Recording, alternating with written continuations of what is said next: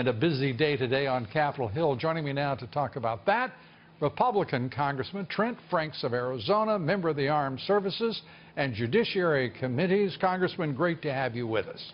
Always love being on. Well, let me turn to, first of all, what do you make of the deal with Debbie Wasserman Schultz's IT's advisor's wife now ready to deal? Well, Lou, I don't want to talk out of school here, but I think you're going to see some revelations that are going to be pretty profound. And the fact that this wife is coming back from Pakistan and is willing to face charges, as it were, I think there's a good chance that she's going to receive some type of immunity to tell a larger story here that's going to be pretty disturbing to the American people. And it's always ironic to me that when you see these kinds of things happen, where you have someone that has nefarious or certainly not the best interest of America within the IT system of the United States Congress, and they're being paid by a member of Congress, it's really pretty frightening. I mean, and the former head of the Democratic National Committee, we might point out, who was forced out in disgrace. Yeah.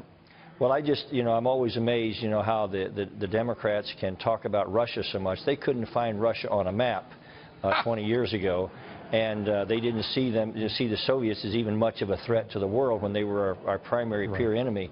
And yet, when all of a sudden that they see something that they might try to discredit this president with, then all of a sudden they find their tongue and find Russia. And it's interesting how long it's taken to bring to ground these two people who obviously were, well, their conduct appears every bit criminal and every bit even treasonous, and certainly the complicity of an elected member of Congress makes it all the more troubling and fascinating to follow, which we all will be doing. I'm sure the media will have a perfectly reasonable answer for everything that happened, but the truth is, I think I will just predict that this is going to be a very significant story, and people should fasten their seatbelts on this one. And we are buckled up, Congressman. Yes, sir. And watching what happens right now in Washington, D.C. has us tightening those belts as well. The president putting together an unprecedented deal with the Democratic leadership and just dismissing the rhino leadership of your party in the House as well as the Senate. Well, I think, the president just came back from Texas, and I think he saw all the tragedy and the carnage that happened there, and he was determined that we were going to get this package through to help Texas, and he didn't want anything to interfere with that. And so he made this deal that gave him a sure way forward on that. And I think, obviously, that Texas will recognize the commitment of the president in that regard. He didn't want anything to interfere with it. Now, having said that, going forward, the only reason the president has to do something like this is, of course, the 60-vote rule in the Senate gives Democrats so much leverage that you almost have to do something pretty dramatic in order to get anything to the floor.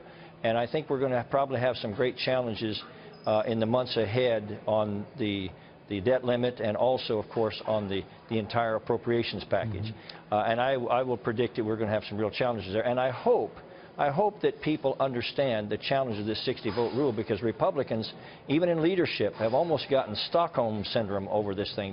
They don't really even recognize all of the challenges and all the division it creates in the House and the Senate. If I may say, Congressman, I believe the American people clearly understand the math here, that when you have a 52 senator presence out of 100, and you can move all the legislation you want with 51 votes rather than 60, which is what Mitch McConnell is clinging to, that we need to either change the rule or change Mitch McConnell and move him out of leadership.